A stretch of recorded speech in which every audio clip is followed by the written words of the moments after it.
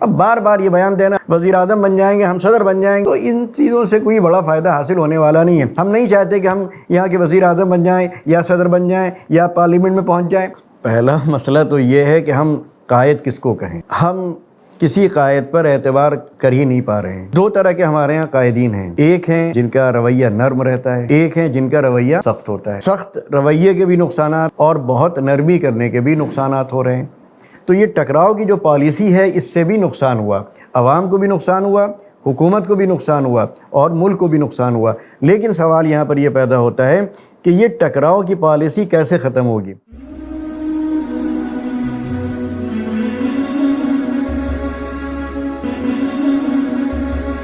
ناظرین السلام علیکم ورحمۃ اللہ وبرکاتہ۔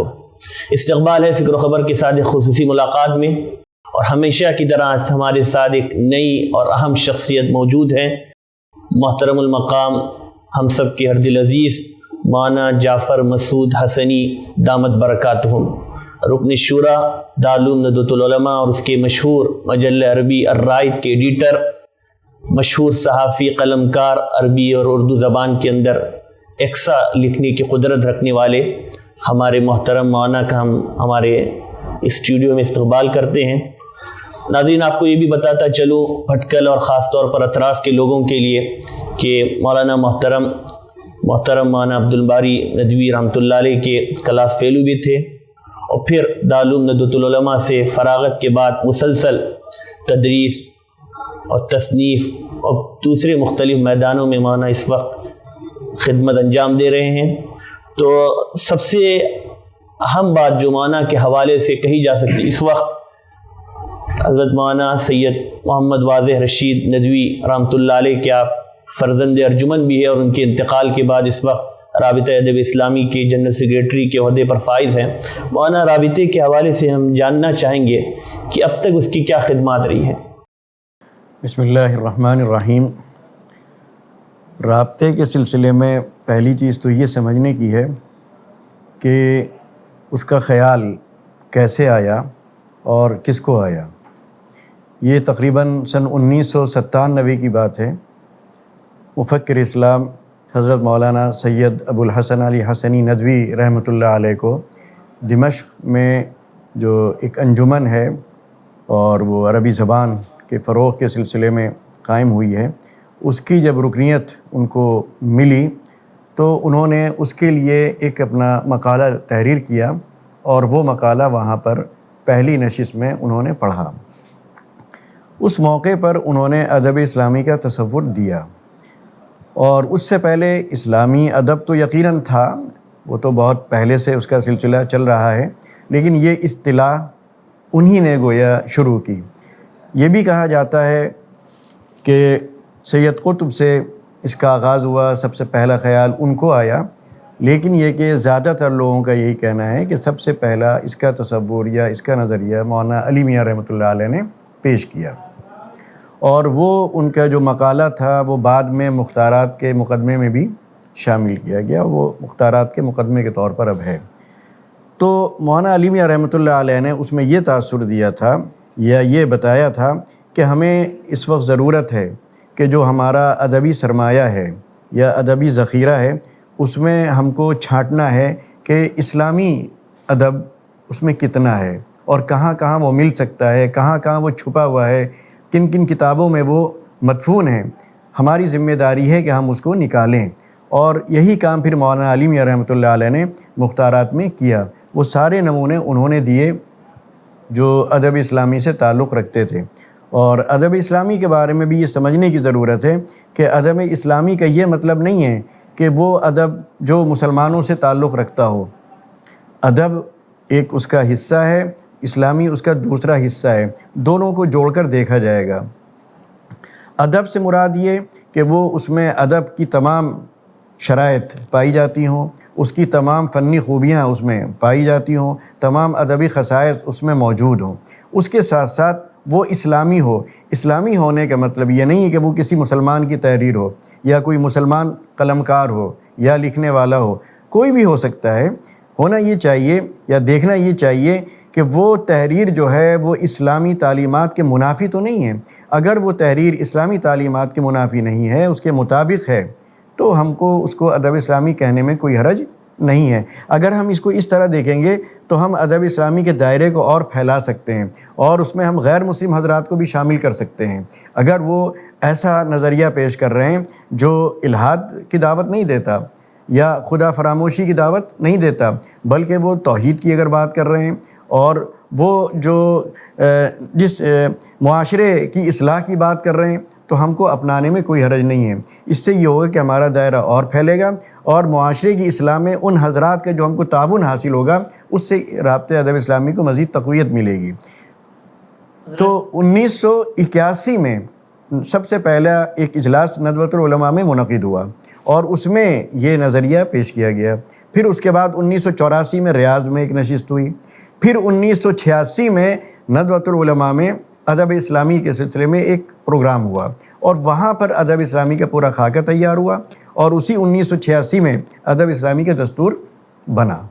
مولانا، آپ کا چونکہ صحافت سے بھی بڑا گہرا تعلق ہے، اور گزشتہ کئی دہائیوں سے عالم اسلام پر بھی آپ کی گہری نظر ہے، مسلمانوں کے لیے خاص طور پر عالم اسلام کے حوالے سے ہم جب دیکھتے ہیں دل خراش جو ایک المیہ ہے، اور آج تک جو ہمارے سینوں میں جو بات چھپ رہی ہے مسجد اقصیٰ کو لے کر، اور اس وقت کے جو عالمی بالخصوص عالم اسلام کے حالات میں، کیا آپ کو کچھ کرن کی نظر آ رہی ہے، امید کی کرن؟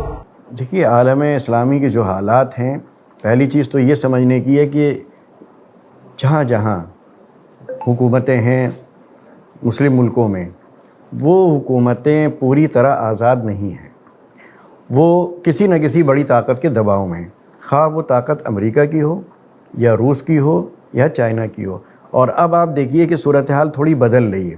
وہ سعودی عرب جو کبھی امریکہ کو آنکھ اٹھا کر دیکھ نہیں سکتا تھا، آج وہ سعودی عرب امریکہ کو چیلنج کر رہا ہے، کیونکہ اس کا جھکاؤ اب چائنا کی طرف ہو رہا ہے، روس کی طرف ہو رہا ہے۔ لیکن اس سے یہ نہیں سمجھنا چاہیے کہ کل وہ آزاد ہو جائے گا۔ ہم ایک کی گود سے نکلیں گے، دوسرے کی گود میں چلے جائیں گے، ایک سے ہمیں آزادی ملے گی، دوسری کی غلامی ہم قبول کر لیں گے، اس لیے کہ ہمارے اندر وہ طاقت نہیں ہے، ہمارے اندر وہ صلاحیت نہیں ہے، ہم خود اپنے پاؤں پہ نہیں کھڑے ہیں، ہم دوسروں کے سہارے چل رہے ہیں، چاہے وہ ہم امریکہ کے سہارے چلیں، چاہے روس کے سہارے چلیں، چاہے چائنا کے سہارے چلیں۔ جب تک ہم اپنے پاؤں پہ کھڑے نہیں ہوں گے، جب تک ہم خود کفیل نہیں ہوں گے، جب تک ہم اپنی ضرورتیں پوری کرنے کے لائق نہیں ہوں گے، جب تک ہم خود، چاہے غلے کی پیداوار ہو یا ہتھیار بنانے کا سوال ہو، جب تک ہم ان تمام زندگی کے جتنے شعبے ہیں، جب تک ہم ان میں خود کفیل نہیں ہوں گے، ہماری صورتحال یہی رہے گی۔ اچھا، دوسری ایک چیز یہ بھی سمجھنے کی ہے کہ ان تمام ملکوں میں، اب یہ ہم اس کو سازش کہیں یا کوئی بھی نام دیں، ہو یہ رہا ہے کہ حکومت اور عوام میں ایک ٹکراؤ مسلسل ہو رہا ہے، اور یہ بڑی طاقتوں کی ایک سازش کا ایک حصہ بھی ہے کہ بدامنی پھیلاؤ، عوام و حکومت کے درمیان ٹکراؤ کی صورتحال پیدا کرو۔ تو جس ملک میں امن نہیں رہے گا، جہاں حکومت اور عوام ٹکراتے رہیں گے، وہ ملک کبھی ترقی کر بھی نہیں سکتا ہے۔ اور یورپ نے جتنے بھی، چاہے وہ آپ افریقی ممالک لے لیں یا ایشیائی ممالک لے لیں، یا آپ اپنے ایشیا میں عرب ممالک لے لیں، سب جگہ آپ دیکھیے ٹکراؤ کی صورتحال ہے۔ شام میں آپ دیکھ لیے، مصر میں دیکھ لیے، اور اسی طرح آپ لیبیا میں دیکھ لیے، آپ تونس میں دیکھ لیے، خود ہندوستان میں دیکھ لیے، پاکستان میں دیکھ لیے، بنگلہ دیش میں دیکھ لیے۔ تو ایسی صورتحال میں وہ ملک کہاں سے ترقی کر سکتا ہے؟ تو جب تک یہ ٹکراؤ کی صورت عوام اور حکومت کے درمیان ختم نہیں ہوگی، کوئی ملک ترقی نہیں کر سکتا۔ اور یہ ٹکراؤ کی صورتحال کبھی دین کے نام پہ کھڑی پیدا کی جاتی ہے، مطلب ایسی ہمارے ہاں ایسی تحریکیں بھی ہیں جو تشدد کا راستہ اختیار کرتی ہیں، سختی کے ساتھ معاملہ کرتی ہیں، وہ گورنمنٹ کو چیلنج کرتی ہیں، حالانکہ کامیابی بہت مشکل ہے، کیونکہ آپ حکومت سے ٹکرائیں گے، حکومت کے پاس سارے ذرائع ہیں، ان کے پاس آرمی بھی ہے، ان کے پاس میڈیا بھی ہے، ان کے پاس پولیس بھی ہے، ان کے پاس انتظامیہ بھی ہے، تو ان سب تمام چیزوں سے ٹکرانا کوئی آسان کام نہیں ہے۔ تو یہ ٹکراؤ کی جو پالیسی ہے، اس سے بھی نقصان ہوا، عوام کو بھی نقصان ہوا، حکومت کو بھی نقصان ہوا، اور ملک کو بھی نقصان ہوا۔ لیکن سوال یہاں پر یہ پیدا ہوتا ہے کہ یہ ٹکراؤ کی پالیسی کیسے ختم ہوگی، کیونکہ حکومت کے بعد فیصلے ایسے ہوتے ہیں کہ عوام کو نکلنا پڑتا ہے، اور ان کو بھی وہ زبان بولنی پڑتی ہے، ان کو بھی سڑکوں پر آنا پڑتا ہے۔ نتیجہ یہ نکلتا ہے کہ پھر حکومت بھی ایکشن لیتی ہے، اور پھر بدامنی پیدا ہوتی ہے، فسادات ہوتے ہیں، جھگڑے ہوتے ہیں، خون بہتا ہے، اور نقصان عوام کا بھی ہوتا ہے، عوام حکومت، اور نقصان حکومت کا بھی ہوتا ہے۔ مولانا آپ عالم اسلام کے احوال پر گفتگو کر رہے تھے. بات جب ہم اپنے ملک کی طرف دیکھتے ہیں، اس وقت کے جو حالات ہیں اور نوجوان طبقے میں بالخصوص جو تشویش بڑھتی جا رہی ہے، قائدین پر سوالات اٹھائے جا رہے ہیں، اس حوالے سے آپ کیا کہنا چاہیں گے؟ پہلا مسئلہ تو یہ ہے کہ ہم قائد کس کو کہیں. ہم کسی قائد پر اعتبار کر ہی نہیں پا رہے ہیں. آج دو طرح کے ہمارے ہاں قائدین ہیں. ایک ہیں جن کا رویہ نرم رہتا ہے، ایک ہیں جن کا رویہ سخت ہوتا ہے. اور سخت رویے کے بھی نقصانات، سخت بیانات اور گرم بیانات کے بھی نقصانات ہو رہے ہیں، اور بہت نرمی کرنے کے بھی نقصانات ہو رہے ہیں. تو ہم کو کہاں پر سختی کرنا ہے، کہاں پر ہمیں گرمی دکھانا ہے، کہاں پر ہمیں جوش کا مظاہرہ کرنا ہے، اور کہاں پر ہمیں نرمی سے سمجھا بجھا کر افہام و تفہیم سے کام لینا ہے. ایسے ملک میں جہاں پر آپ اقلیت میں ہیں، تو وہاں پر ٹکراؤ کی پالیسی کبھی بھی فائدہ مند یا سود مند نہیں ہو سکتی ہے. وہاں پر تو حضرت مولانا علی میاں رحمۃ اللہ علیہ کا یہی کہنا تھا کہ جہاں تک ہو سکے افہام و تفہیم کا راستہ اختیار کیا جائے. انسان بہرحال وہ بھی ہیں. دیکھیے حکومت کہاں پر سخت ہوتی ہے؟ جہاں پر وہ یہ سمجھتی ہے کہ آپ ہماری کرسی کے لیے خطرہ ہیں. یہی عالم اسلامی میں ہو رہا ہے کہ اسلام پسند طبقے کو حکومتیں اپنے لیے خطرہ سمجھنے لگیں. اب یہ کیوں ہوا، یہ اس کے مطلب جڑ تک جانے کی ضرورت نہیں، پھر بہت سے مسائل کھڑے ہو جائیں گے.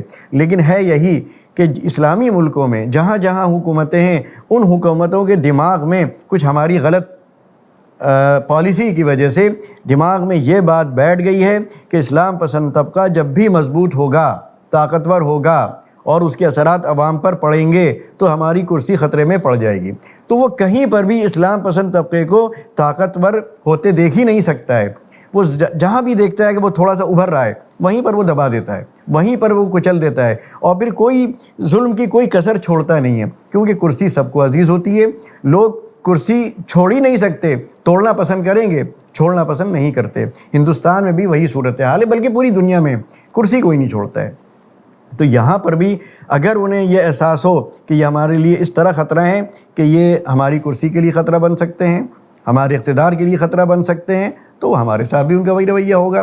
تو ہمیں کوشش یہ کرنا ہے کہ ہم فریق کیوں بنیں، کسی ایک پارٹی کی حمایت کر کے ایک پارٹی کے خلاف ہم کیوں جائیں، اور کیوں ہم یہ تاثر دینے کی کوشش کریں کہ ہم آپ کے خلاف ہیں. ہم کسی بھی طرح آپ سے ملنے کو تیار نہیں، ہم کسی بھی طرح آپ کو قبول کرنے کو تیار نہیں، ہم کسی بھی طرح آپ سے مصالحت کرنے کو تیار نہیں، ہم کسی بھی طرح آپ سے معاہدے کرنے کو تیار نہیں. یہ پالیسی بہت بہتر اس ملک میں نہیں ہے. ہمیں سب کے ساتھ چلنا ہے. یہاں جتنی پارٹیاں ہیں، کسی بھی پارٹی سے ہمیں اپنی ذاتی اناد نہیں رکھنا ہے، کیونکہ ہمیں نہیں پتہ کہ کل کون برسر اقتدار آئے، تو ہم وہ دشمنی کیوں بڑھائیں. ہمیں اپنے مسائل حل کرنا ہے، اور ہمارے بنیادی مسائل یہ کہ ہماری شریعت باقی رہے، دین پر ہم عمل کر سکیں. ہمیں اتنا چاہیے، ہمیں نہیں چاہیے کرسی.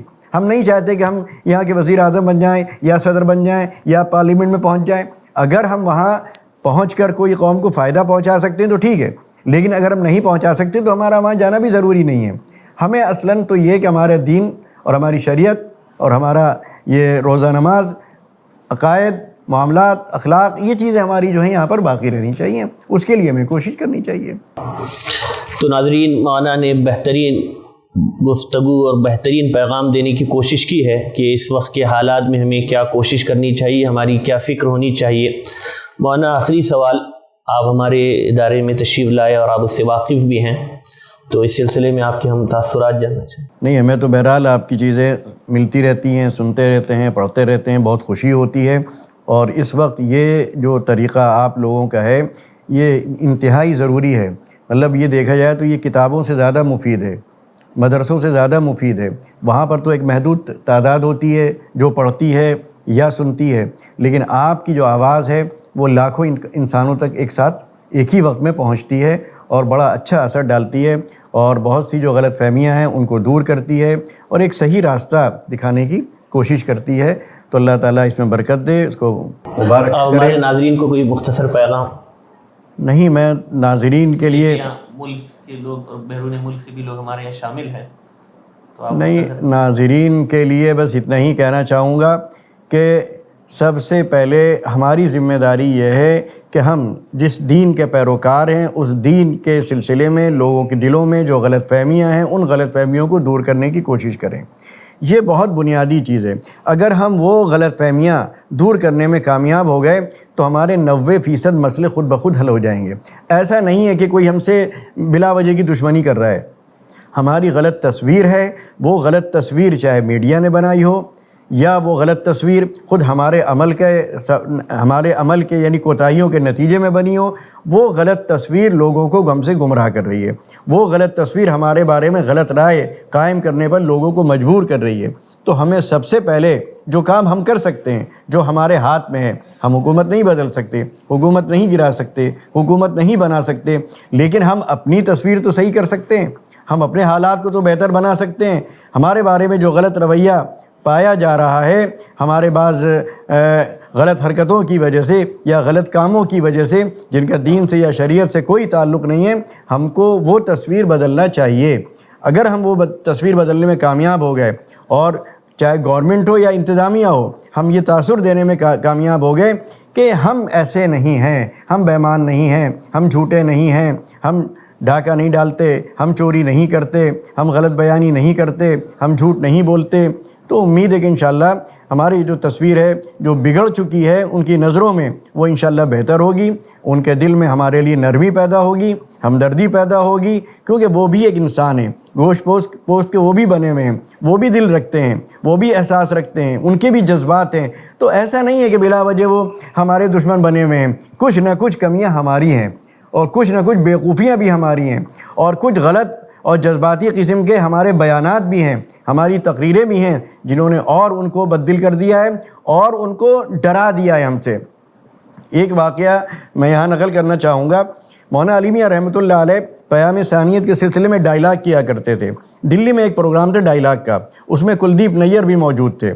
مولانا نے جب تقریر کی تو اس کے جواب میں کلدیپ نیر نے یہ کہا کہ مولانا سب کچھ ٹھیک ہے، لیکن اس ڈر کے بارے میں کیا کہیں گے جو ڈر ہمارے ہندو بھائیوں میں بیٹھ گیا ہے کہ مسلمان جس دن مضبوط ہوگا اس دن ہم باہر ہو جائیں گے، کیونکہ ہم چاروں طرف سے مسلم ممالک سے گھرے ہوئے ہیں۔ لہذا ہمیں ان کے دل سے وہ ڈر نکالنا ہے کہ بھئی ہم حکومت نہیں چاہتے ہیں، ہم اقتدار نہیں چاہتے ہیں، بہت حکومت کر لی ہم نے، چھوڑیے اب حکومت کا خیال، حکومت کا تصور، ہم یہاں ایک مسلمان، ایک دین کے ایک سپاہی، دین کے ایک داعی کے طور پر رہنا چاہتے ہیں۔